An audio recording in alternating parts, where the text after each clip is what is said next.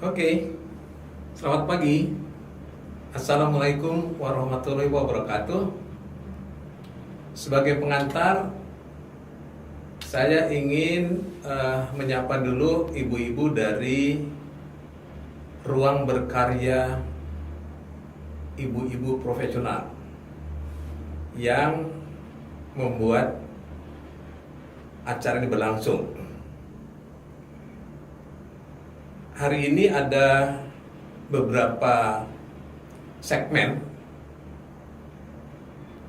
tentang judul ini, karena judul ini yang minta juga ibu-ibu dari RBI, yaitu cerita bagaimana saya menemukan bakat dan kekuatan saya ini. Bisa jalan nggak? Oke. Jadi menarik nih. Ini pertanyaan yang banyak ditanya orang, tapi saya juga bingung menjawabnya gitu, karena perjalanan saya tidak seperti apa yang dibayangkan orang. Ya. Jadi saya coba kembali ke bagaimana suatu organisasi, bagaimana suatu perusahaan itu terbentuk. Kalau saya tanya pada banyak pemilik perusahaan, ini perusahaan yang ciptakan siapa sih? Gitu. Maka jawabannya pasti foundernya. Sehingga kalau ditanya Thales Mapping siapa sih yang ciptakan, banyak orang yang bilang foundernya. Ya, padahal saya punya pendapat lain nih. Kalau kuman diciptakan oleh Allah, manusia diciptakan oleh Allah, bumi juga oleh Allah, bagaimana mungkin di antara itu diciptakan oleh manusia? Jadi menurut saya perusahaan atau misalnya Thales Mapping ini juga yang menciptakan Allah. Nah, ketika Allah menciptakan sesuatu, katakanlah perusahaan, maka ada ciri-ciri dari perusahaan itu yang harus sesuai dengan founder yang ditunjuk oleh Allah. Nah, kalau kita bicara Thales Mapping itu punya misi. Misinya adalah guiding individual for better career and organization for higher productivity. Artinya misi dari Thales Mapping adalah memandu individu agar karirnya lebih bagus, juga organisasi agar lebih produktif. Dengan misi ini dibutuhkan founder yang memiliki karakter yang dibutuhkan seperti ini. Jadi kalau kita lihat yang dibutuhkan adalah satu, tentunya orang yang senang memajukan orang lain. Karena pasti untuk bisa memandu orang perlu suatu tools dan perlu satu karakter yang memang senangnya memandu orang. Kedua, harusnya praktisi manajemen. Karena kaitannya juga dengan organisasi, maka dibutuhkan orang yang pernah menjadi praktisi manajemen. Ketiga, karena ini adalah tools dan terkait dengan visi misi perusahaan, maka dibutuhkan orang yang ya tua lah gitu ya, yang istilahnya seperbaya, orang yang sudah banyak pengalaman ya. Dan juga seorang yang sarjana teknik, karena semua tools, apakah itu manajemen tools, apakah itu psychology tools, itu harus dibuat oleh seorang sarjana teknik. Lalu juga orang yang suka menggabung-gabungkan berbagai macam teori itu menjadi sesuatu hal yang baru. Dan yang penting juga harus orang yang rendah hati, bahkan rendah diri. Karena seringkali orang salah mengerti tentang tools, sehingga kadang-kadang tools itu dianggap sebagai obat untuk segala-galanya. Dan ini terjadi di mana-mana. Saat ini banyak manajemen tools yang dianggap bisa menyembuhkan masalah. Padahal tools itu adalah tools yang tidak bisa menyembuhkan.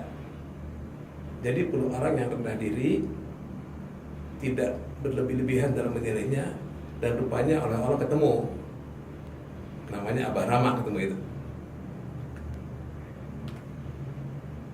Ini gambaran ini. Oke.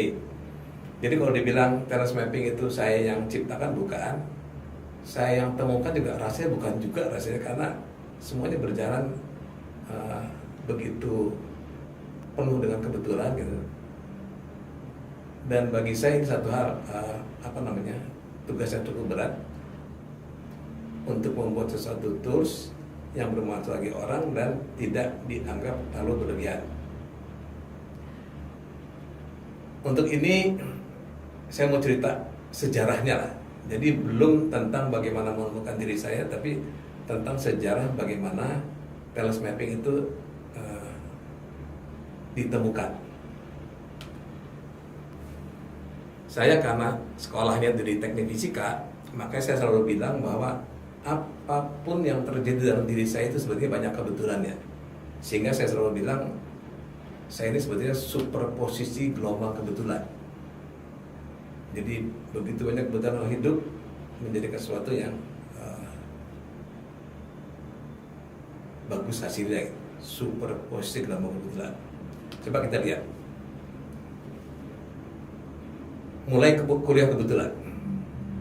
Saya selama ini awalnya adalah dosen untuk sistem refrigerasi yang orang kenal sebagai air conditioning.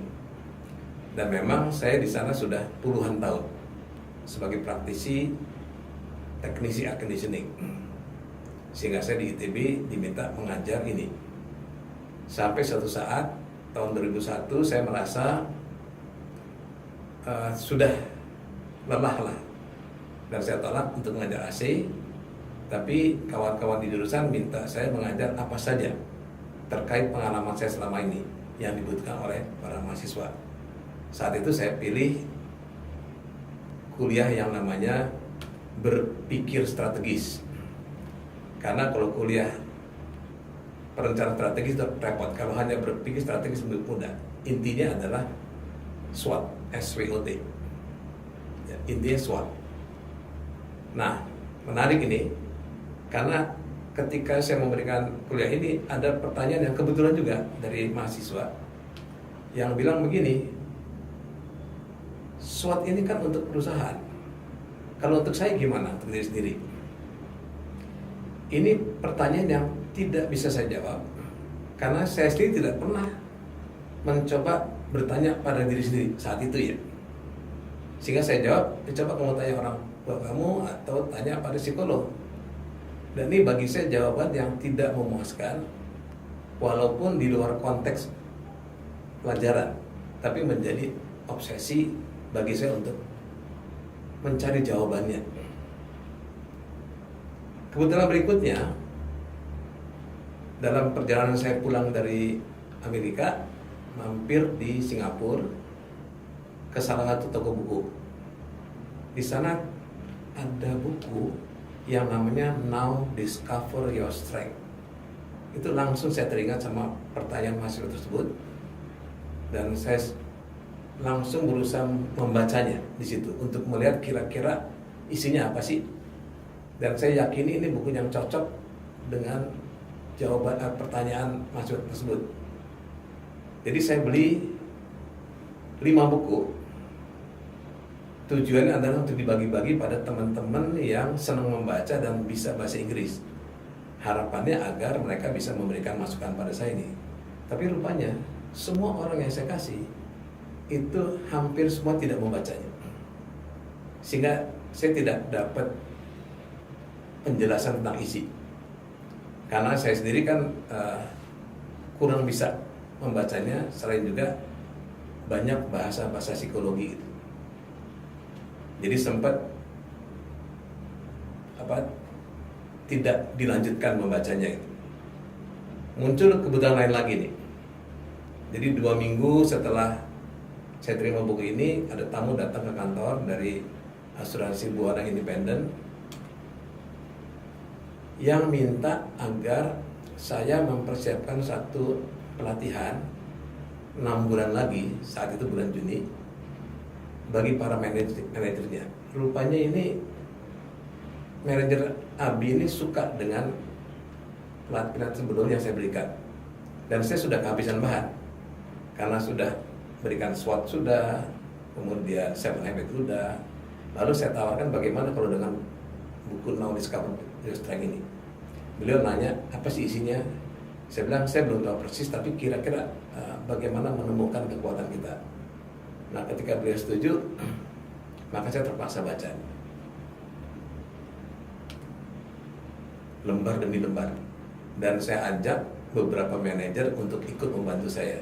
Jadi selama 6 bulan ini, seminggu 3 kali kita membahas buku itu sampai akhirnya selesai. Tapi 2 bulan sebelumnya, salah satu manajer tanya, Pak, ini bagaimana cara menemukan diri, kan harus ada assessment.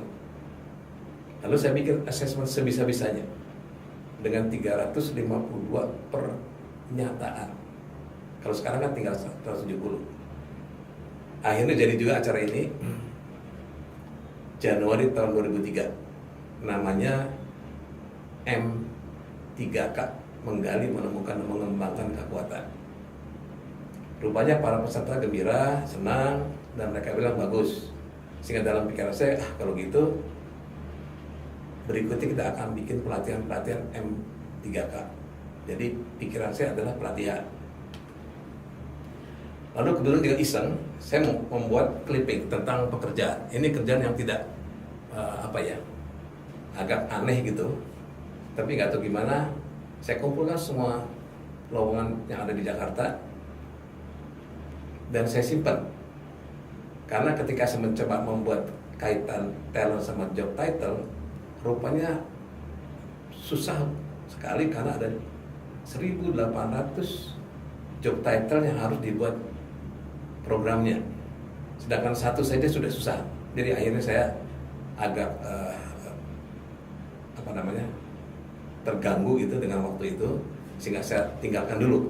Tapi dalam perjalanannya muncul lagi kebetulan, karena selama perjalanan ini saya sering mengisi milis ITB, ya, yang membuat salah satu orang yang biasa bergerak di pelatihan itu tertarik dengan materi yang saya sampaikan. Namanya Mas Bambang Adi Subagio dari PPM.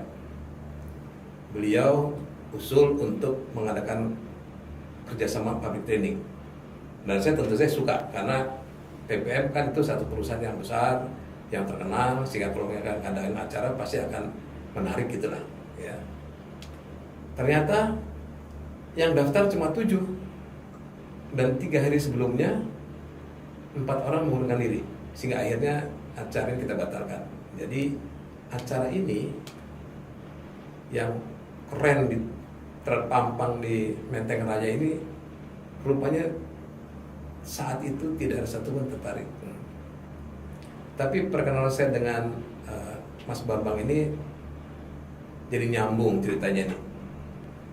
Jadi sejak itu muncul peluang, karena kebetulan Mas Bambang ini panitia dari suatu acara besar yang namanya Asia HR Congress, di mana dia sedang menunggu dan mendapat kesulitan kepastian kesediaan dari Menristek sebagai keynote speaker-nya, sehingga Mas Bambang minta bantuan saya yang kebetulan saya kenal. Nah, karena saya bantu, maka PPM memberikan saya kesempatan untuk mengisi booth-nya. Menarik ini karena ini yang pertama kali Teras Mapping tampil dalam satu booth atau acara yang sifatnya internasional.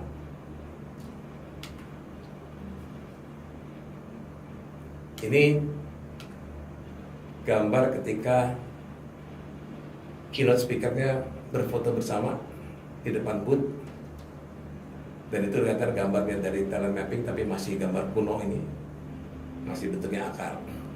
Nah, dari sini muncul peluang-peluang lain dari sini, karena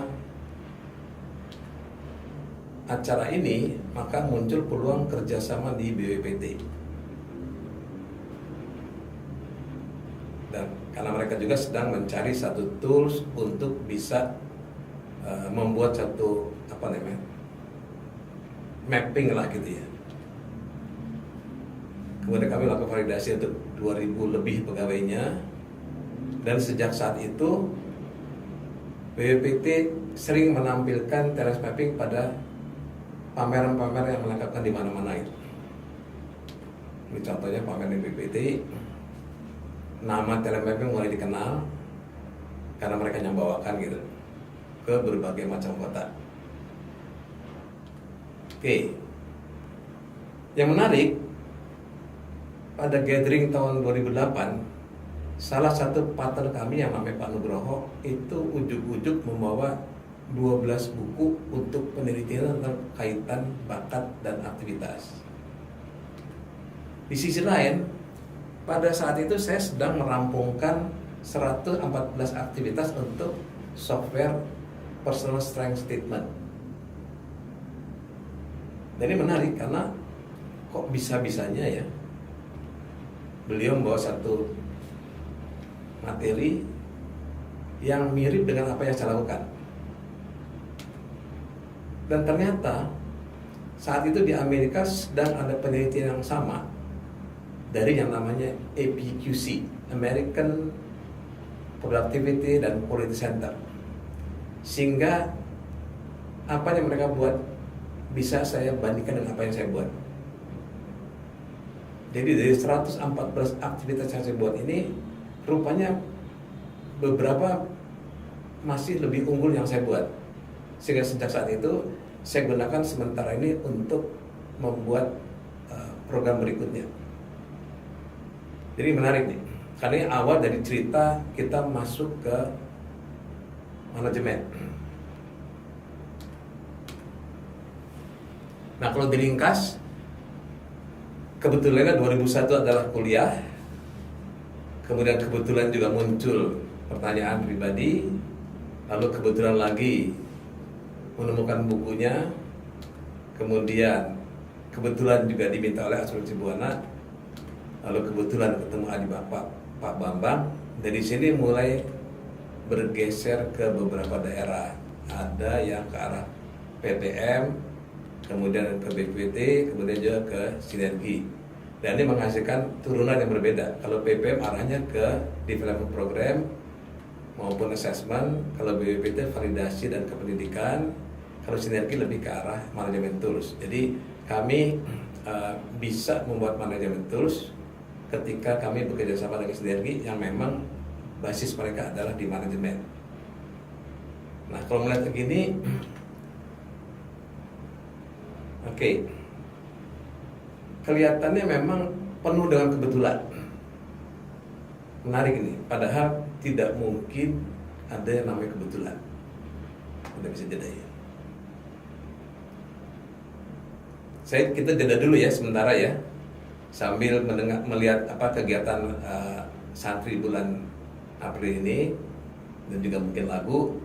Nanti kita sambung dengan sesi kedua yang menyangkut keunikan dari talent mapping. Jadi saya belum bicara tentang perjalanan saya sendiri. Oke, kita lihat.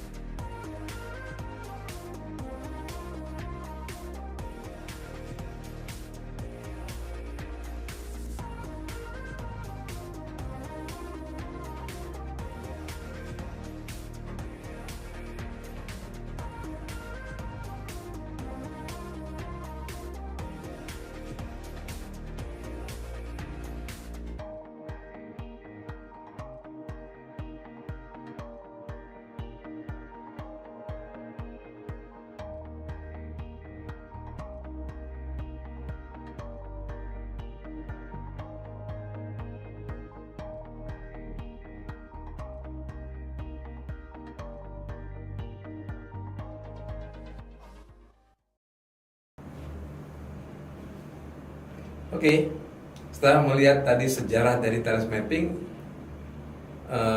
ada satu hal kira-kira 3 tahun yang lalu ini saya didatangi oleh Ustadz Hari Santoso dan kita berbicara tentang talent mapping. Lalu saya bilang sama Ustadz Hari, Mas Hari, saya ini hanya tools developer, hanya pembuat tools, dan memang kita brand kita itu. Tapi rupanya dia bilang, enggak, tidak begitu. Abah ini sebenarnya mazhab.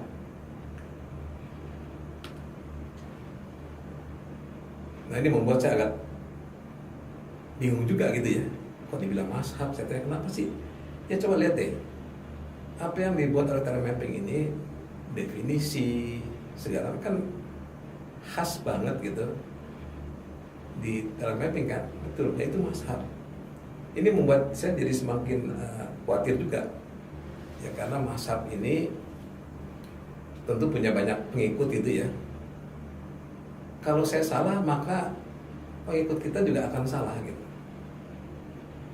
karena terlalu percaya dengan apa yang saya buat. Dan ini membuat saya lebih hati-hati karena ngeri juga kalau sampai kesalahan ini jadi malah kemana-mana gitu. Lebih-lebih yang namanya talent mapping ini kan sebetulnya suatu alat untuk menentukan nasib orang. Coba kita lihat.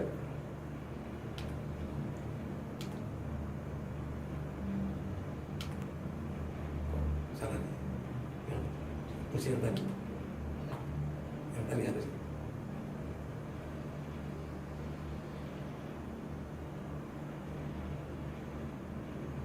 Ini ya. Di awal. Oke. Coba kita lihat ya. Pertama soal definisi. Banyak definisi baru yang muncul di talent mapping ini yang betul-betul adanya hanya di talent mapping. Contohnya soal unsur-unsur dari suatu kompetensi, dari suatu kemampuan. Menurut Spencer ada 5 tipe yang membentuk kompetensi, yaitu kalau kita lihat ada di luarnya skill sama knowledge, kemudian ada attitude, dan di dalam banget itu ada yang namanya traits dan motif. Nah, trait dan motif ini itu susah diukur dan susah didevelop. Yang dalam bahasa bakat yang namanya traits dan motif ini adalah bakat. Sehingga muncul istilah yang namanya TASK sebagai pengganti dari ini KSA. Jadi ada muncul istilah TASK. Istilah ini hanya ada di talent mapping, dan yang membuatnya atau menemukan adalah salah satu juga santri talent mapping, yaitu Denny Budiman. Jadi kalau Anda buka buku manapun juga tidak ada istilah TASK, talent, attitude, skill, dan knowledge. Ini bagus sekali nih. Kemudian juga tentang misi. Kalau misi ini bukan temuan di talent mapping, tapi ada orang yang bilang misi adalah alasan keberadaan, ada yang bilang misi adalah penjabaran visi. Hampir semua buku manajemen bilang misi adalah penjabaran visi. Sedangkan Gallup maupun kami talent mapping bilang bukan, misi adalah alasan keberadaan. Dan 2 definisi yang membuat perbedaan berikutnya. Jadi di talent mapping misi adalah alasan keberadaan, bukan penjabaran visi.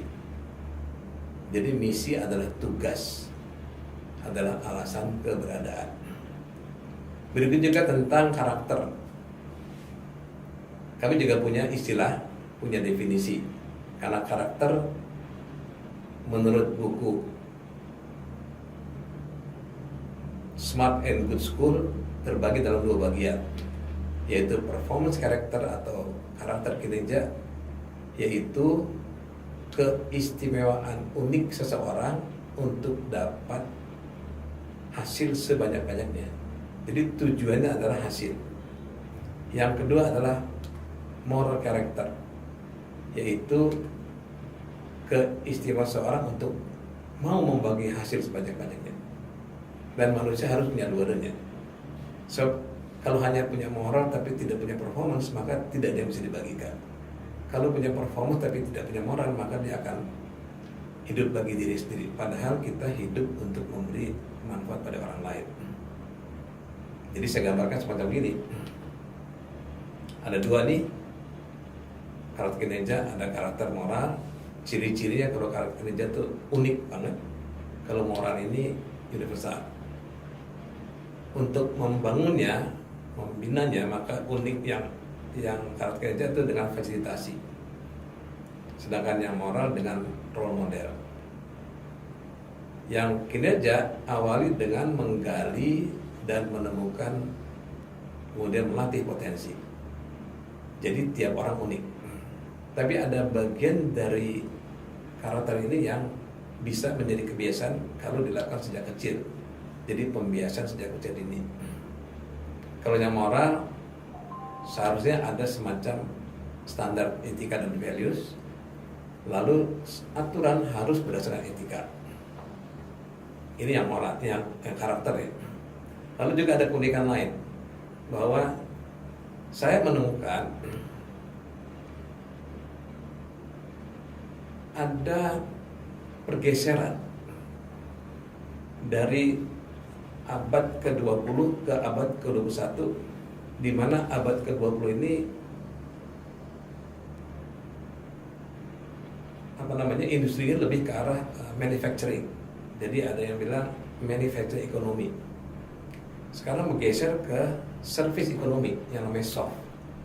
Nah, istilah hard sama soft ini juga ditemukan di telemapping, di mana hard itu adalah aktivitas yang dapat digantikan oleh mesin atau komputer, sedangkan soft itu tidak bisa digantikan oleh mesin komputer. Jadi definisi ini pun adanya di telemapping, belum ada di buku-buku lain. Selanjutnya kita juga temukan ternyata ada dua kelompok yang berbeda antara sifat dan aktivitas.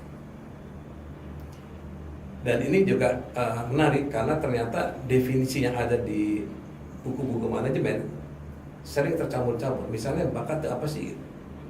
Sifat aktivitas atau kata kerja. Skill apa sih? Nah, definisi telemapping mengatakan bahwa bakat adalah sifat, skill adalah kata kerja, kompetensi hard maupun soft kata kerja, kekuatan kelemahan juga kata kerja. Ya, ini penting nih karena di luar yang namanya kekuatan kelemahan seringkali kata sifat. Atau ada yang bilang juga kalau hard kompetensi itu kata kerja, soft kompetensi kata sifat. Kalau dalam definisi telemapping agak berbeda dikit.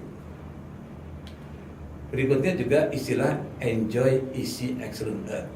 Ini adalah ciri-ciri dari kekuatan kita.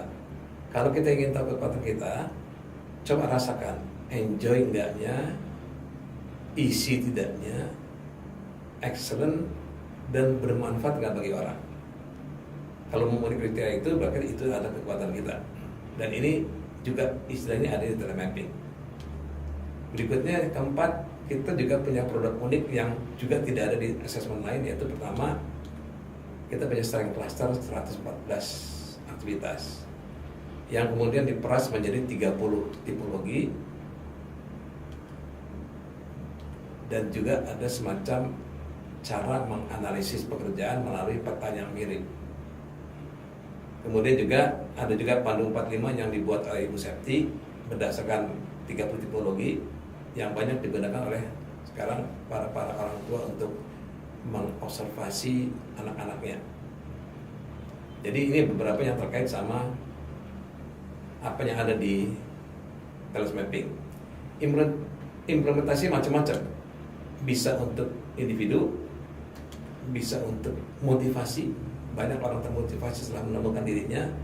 bisa untuk mental health malah, bisa untuk memilih jurusan, bisa untuk coaching terutama, bisa untuk parenting, bisa untuk education, pendidikan, bisa untuk team building, bisa untuk manajemen, bisa untuk recruiting, bisa untuk penempatan, bisa untuk engagement, ini istilah baru di dunia manajemen, bisa juga untuk career planning, dan juga bisa untuk leadership. Kalau sebelah kiri yang juga sekarang menjadi keinginan banyak orang adalah untuk entrepreneurship. Demikian sih, karena jadi kita jeda lagi sekarang ini, nanti kita akan masuk ke manfaat dari tools ini. Yuk kita lihat lagi kegiatan santri di bulan April ini di seluruh Indonesia. Yuk.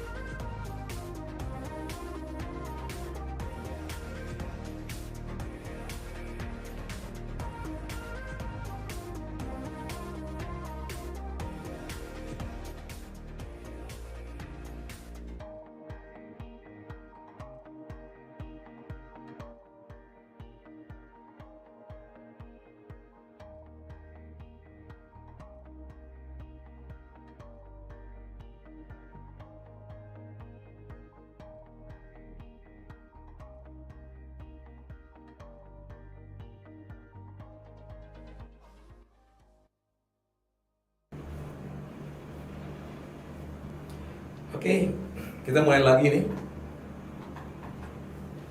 Jadi dari cerita tadi ada beberapa pelajaran yang bisa diambil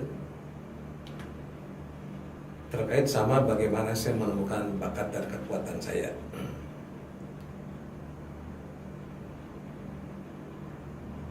Ada beberapa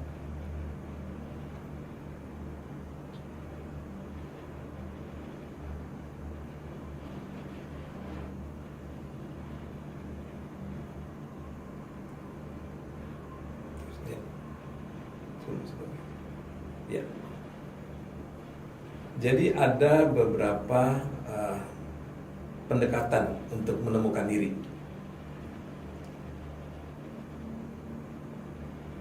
Ada orang yang memang menemukan kekuatannya karena kepepet.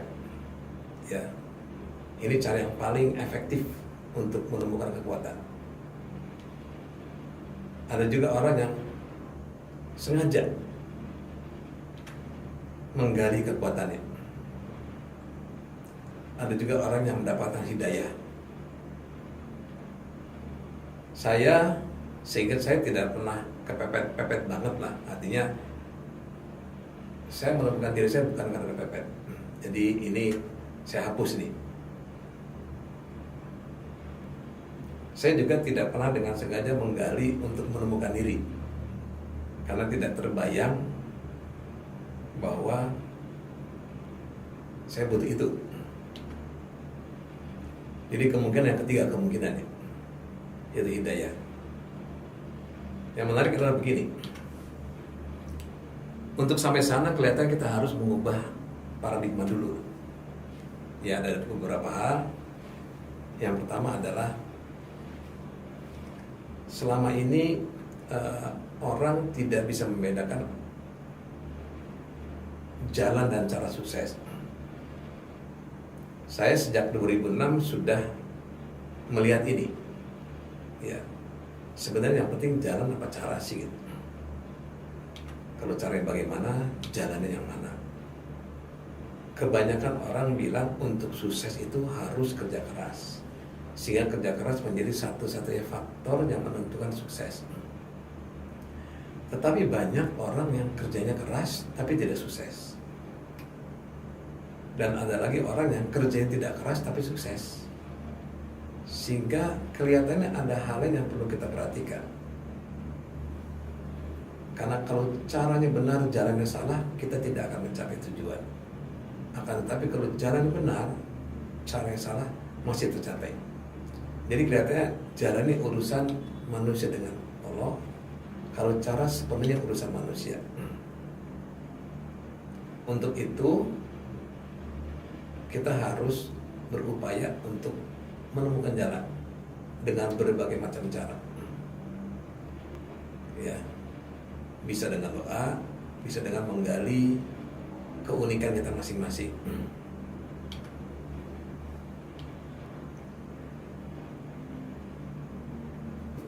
Terkait sama dengan kepepet tadi, ada bukunya namanya The Power of Kepepet.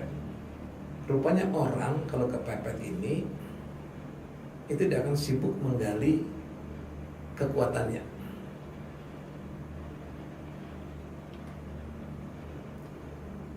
Nah, pertanyaannya, kekuatan ini muncul dari mana nih? Apakah dari luar? Apakah sudah ada dalam dirinya? Pasti jawabannya sudah ada dalam dirinya kan? Sejak kapan ada dalam dirinya? Tidak mungkin saat itu juga kan? Pasti sudah lama berada dalam dirinya. Cuma kita tidak sadar. Kita baru sadar ketika kepepet dan kita berusaha menggali ke dalam. Jadi sebenarnya setiap orang sudah punya potensi yang luar biasa sejak lahir sebenarnya. Ya, cuma masalahnya ketika manusia merasa tidak kepepet, maka dia akan sibuk menggali kelemahan. Itu bedanya. Kalau orang merasa tidak kepepet, maka dia akan sibuk menggali kelemahan. Ketika kepepet, dia sibuk mencari kekuatan. Padahal untuk maju, kita harus menggunakan potensi yang diberikan Allah. Jadi harusnya kita fokus pada kekuatan. Tetapi istilah kekuatan kelemahan ini masih tidak jelas. Ya, coba kita lihat ini. Kenapa nggak jelas gitu? Orang kalau ditanya kekuatan kelemahan itu bisa berbeda-beda. Tapi intinya adalah begini. Kalau kita bicara pada ranah psikologi, maka basisnya adalah sifat, trait base. Kalau bicara pada ranah manajemen, basisnya aktivitas. Dan di manajemen ini yang penting tidak asal aktivitas, tapi aktivitas yang produktif. Sehingga untuk bisa dapat aktivitas produktif, kita butuh sifat yang produktif. Ya. Nah, kedua kubu ini kalau kumpul di tengah-tengah, maka masing-masing membawa istilah masing-masing. Itu sebabnya seringkali tercampur-campur antara sifat dengan aktivitas. Coba kita lihat, kapan saya mulai menemukan diri? Saya sudah tahu diri saya tahun 2003 setelah saya belajar ini. Ya. Coba kita lihat. Ini saya mulai tahu nih. Saya tahu saya orang senang melihat orang lain, senang menjelaskan, analitis, senang belajar dan lain sebagainya. Ini adalah sifat. Tapi saya tidak tahu kekuatan kelemahan saya. Awalnya orang berpikir inilah kekuatan kelemahan, bukan, ini baru sifat. Yang dalam bahasa bakat, saya developer, communication, analytical, belief, learner, strategic. Kemudian connectedness, harmoni, komen hitam, delivery hitam, disiplin hitam, empati hitam, khusus hitam. Yang merah berarti yang gue banget, yang hitam yang bukan gue banget. Jadi sifat yang gue banget yang merah, sifat yang bukan gue banget yang hitam. Ketika saya tahu ini, saya belum tahu kekuatan kelemahan. Saya harus hanya tahu itu sifat saya. Belum terkait dengan kekuatan kelemahan. Nah, dalam perjalanannya, kalau tadi Anda lihat, ketika saya membuat strength cluster dan mengaitkan dengan sifat, maka muncul kekuatan kelemahan dari sifat ini. Dan itu baru diketahui pada umur 59 tahun. Ini keterbatasan saya, ini potensi saya. Saat ini saya baru sadar bahwa saya salah tempat.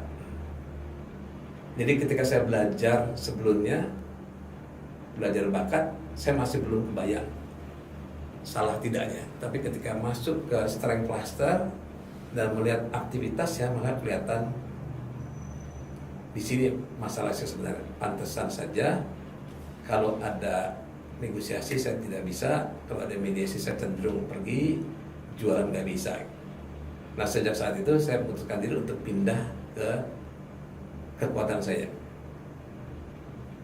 Jadi saya baru tahu setelah tahu aktivitas yang tidak saya sukai, bukan sifatnya. Ini menarik untuk pelajari.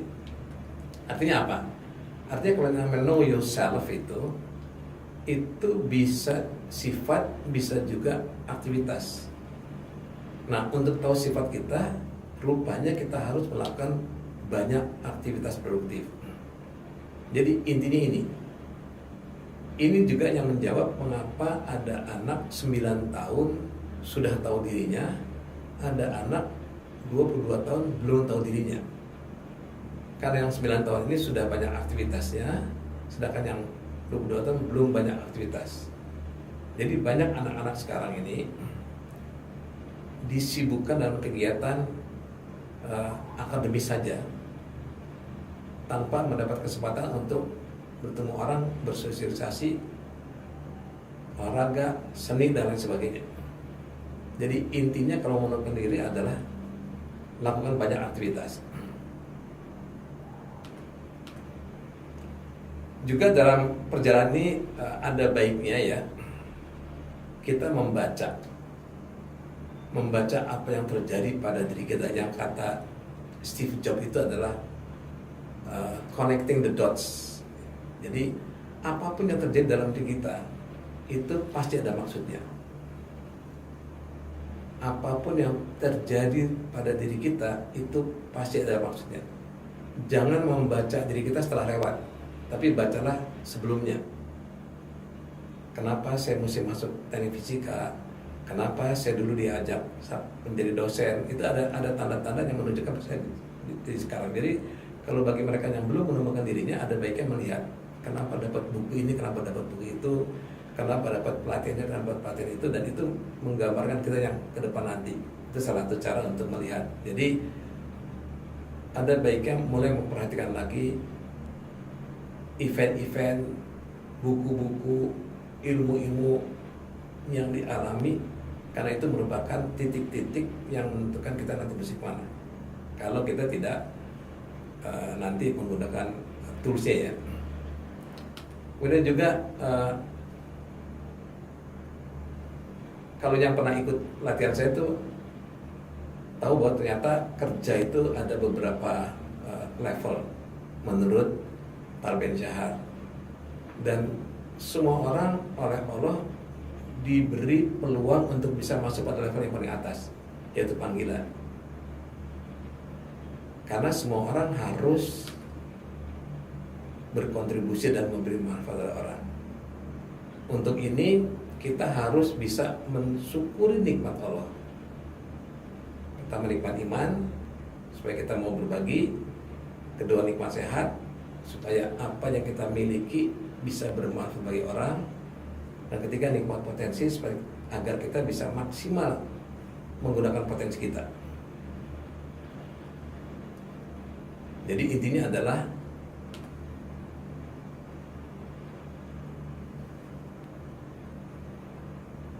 bermanfaat bagi orang lain dan atau lingkungan. Kalau suatu saat Anda sudah menemukan diri Anda gunakan semua potensi, semua nikmat yang Allah berikan untuk orang lain, untuk memberi manfaat pada orang lain. Ini konsep dari Terrace Mapping. Jangan merasa hebat karena Anda memang hebat, ya. Tapi Anda harus mengerti bahwa hebatnya Anda itu adalah karena diberikan jalan oleh Allah, tidak sekedar kerja keras, tidak semata-mata kerja keras. Anda harus kerja keras, Anda harus sukses, tapi buntutnya adalah memberi manfaat bagi orang lain dan lingkungan. Dan ini satu pesan penting bagi para entrepreneur, ya. Saat ini di Indonesia sekolah-sekolah kewirausahaan itu bisa dibilang tidak berhasil menciptakan entrepreneur yang cukup, karena keberhasilannya sekarang baru sampai kira-kira 5%. Nah, ini menarik. Apa yang kurang? Pelatihan. Yang ikut saja tidak banyak, yang berhasil ternyata makin tidak banyak. Nah, saya melihat bahwa dalam pikiran kita ini, entrepreneur adalah orang yang jualan, restiker, macam-macam. Bukan. Jadi ada pesan-pesan penting bagi para calon entrepreneur. Ini pesannya nih. Pertama, ya, entrepreneur bukan jualan biasa gitu. Saya misalnya, dulu saya berpikir saya ini bukan entrepreneur. Sekarang setelah mendirikan Leadpro, saya merasa entrepreneur. Karena definisi entrepreneur adalah yang benar ini mandiri dan bermanfaat. Dan untuk bisa mandiri dan bermanfaat, yang penting juga adalah jangan meniru. Jangan pernah meniru. Melihat orang jualan baju sukses, kita ikut jualan baju. Melihat orang jualan makanan sukses, kita ikut jualan makanan. Jangan pernah meniru, karena masing-masing itu sangat unik. Masing-masing punya jalan sukses.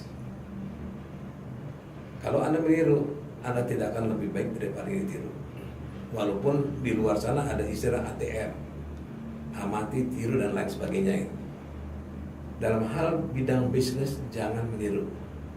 Anda lihat ke dalam, lihat potensi Anda, disitulah bisnis Anda sebenarnya. Ya, karena setiap orang itu unik dan setiap orang punya peluang untuk sukses. Jadi intinya adalah bisnis harus sesuai dengan potensi masing-masing. Contoh misalnya saya ini, saya sih tidak terbayang untuk ikut bisnis kreatif, atau saya tidak terbayang untuk ikut jualan, karena itu bukan saya banget. Saya orang tidak kreatif, terus ngapain ikut kreatif?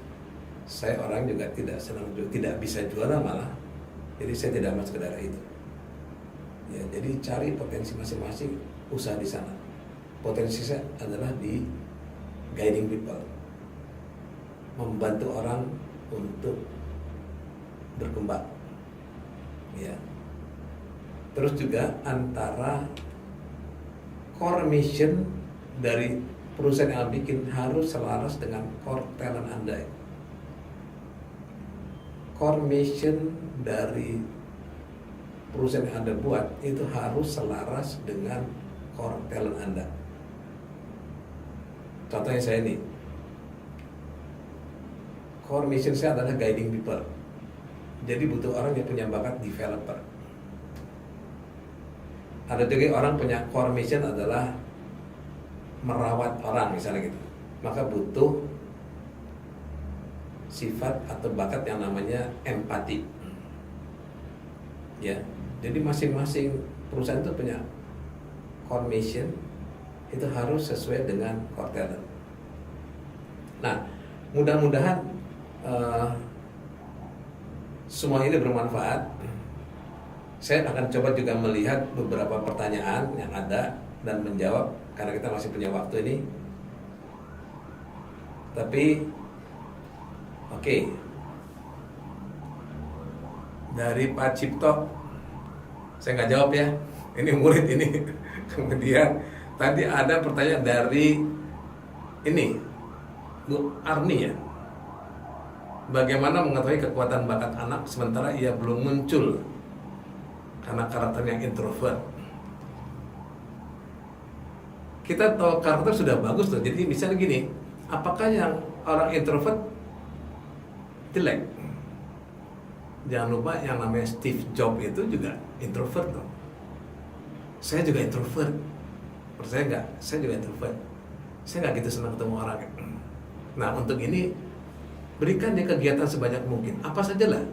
Mau baca buku boleh, mau meneliti boleh, apapun. Terus lihat di mana dia sukanya.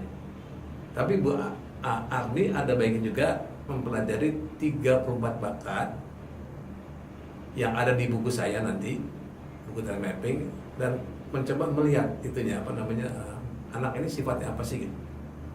Ya. Kedua dari Ibu Ipeh ya. Dari Biomedika Tama. Abah, hal apa yang Abah lakukan ajak atau selalu dalam perjalanan Abah di atas? Seperti saat awal sudah memberikan 5 buku pada teman-teman agar dapat berdiskusi. Ternyata tidak ada yang membaca.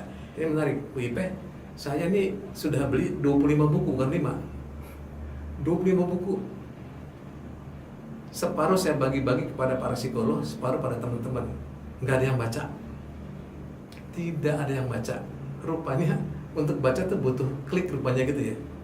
Buku bagus nggak ada yang baca. Karena kalau ngomong bakat itu orang masih aneh yang mau bakat itu.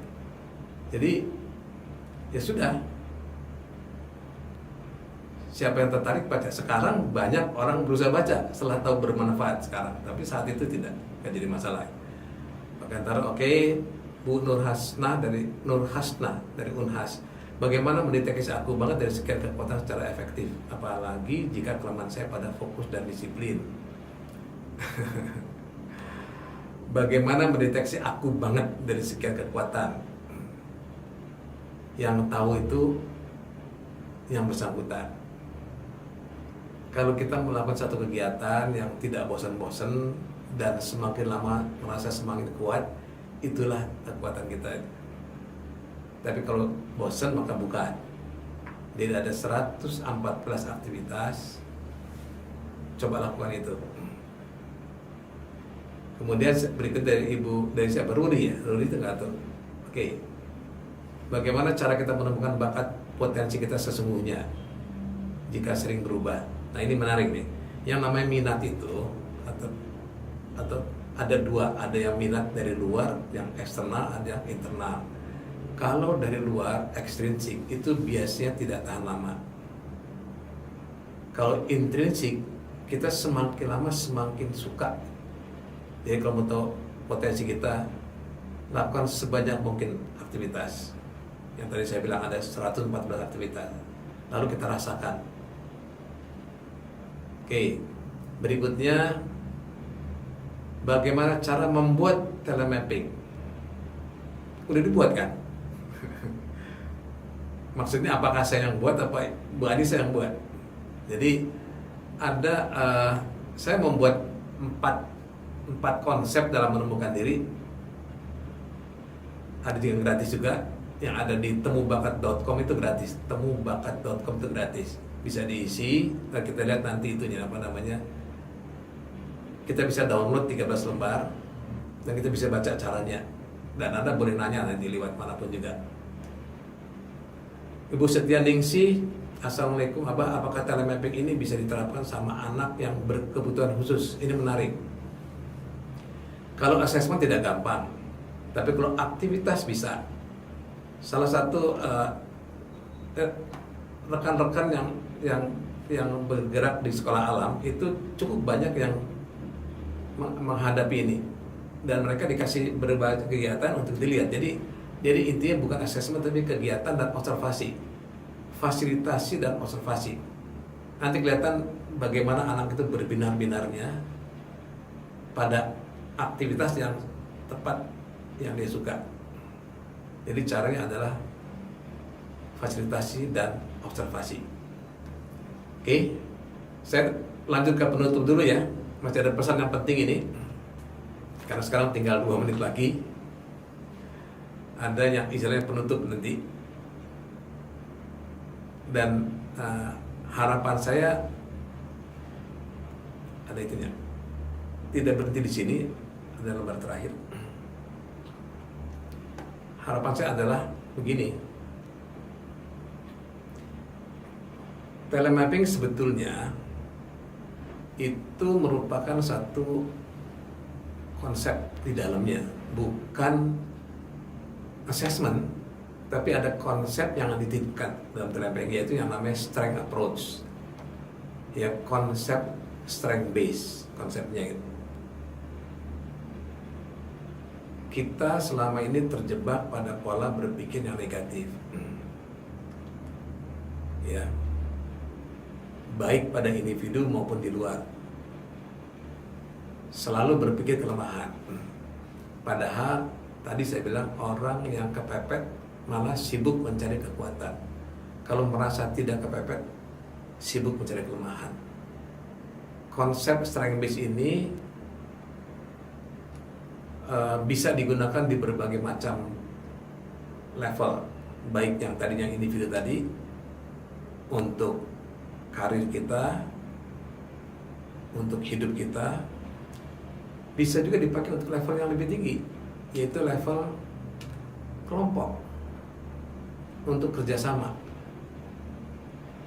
Jangan lupa setiap orang punya kekuatan dan kekurangan. Jadi untuk melakukan sesuatu butuh kerjasama. Bisa juga dipakai untuk level organisasi malah, dan yang tertinggi pada level negara. Kalau negeri ini berpikir strength approach, maka dengan cepat kita bisa mengatasi segala masalah yang ada. Saya kira demikian pesan saya. Jangan lupa konsep strength approach dibutuhkan untuk bisa maju dengan cepat. Terima kasih. Semoga bahan hari ini memberikan pemahaman yang cukup. Dan kalau ada yang bertanya silakan di Facebook, bisa di email saya juga bisa. Terima kasih. Wassalamualaikum warahmatullahi wabarakatuh. Selamat pagi.